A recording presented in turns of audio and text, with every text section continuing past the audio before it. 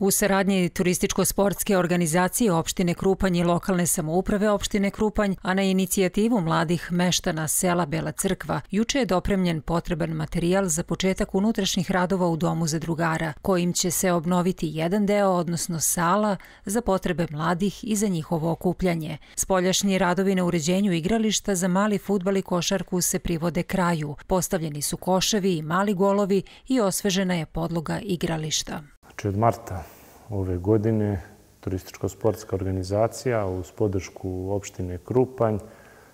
evo sada već neki 4., 5. put je ovde u mesnoj zajednici, to jest selu Bela Crkva, gde završava, odnosno okončava radove na sportskim terenima kod Doma mladih zadrugara, dakle završen je teren za mali fudbal. Danas su postavljene i table sa koševima za basket i naravno donet je materijal za radove koji će biti u narednom periodu sprovedeni u ovom delu Doma mladih zadrugara, u ovoj prostoriji u kojem se mi nalazimo. Sljedeći korak bio bi sređivanje ove prostorije u kojoj se trenutno nalazimo, koja će imati namenu isturenog odeljenja kancelarije za mlade i koja će pružati mogućnost mladima iz Bele Crkve i okolnih sela, pa što ne i mladih iz Krupnja,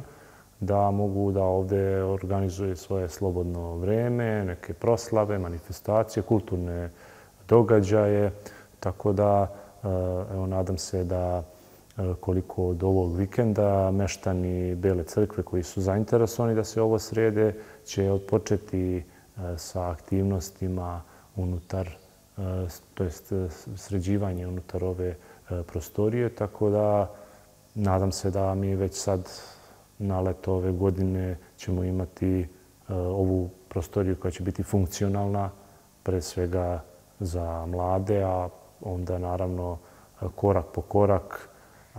ako postoji mogućnost da svake godine bar jedan deo sredimo, da eto, nadam se da će jednoga dana ovaj dom mladih zadrugara zasijati ponovo u onom starom sjaju i da će biti centar ili stožer okupljanja kako mladih, tako sportista, rekreativaca i svih onih ljudi koji su željni i koji prirode i koji vole lepu i netaknutu prirodu kakva i jeste ovde u Bele Crkvi. U nadi da će jednoga dana Dom zadrugara Bela Crkva vratiti nekadašnji sjaj i namenu, upućujemo apel svim meštanima i onima koji mogu i žele da pomognu da daju svoj doprinos u tome da mladi Bele Crkve mogu da ostanu u svom selu i da tu žive i rade.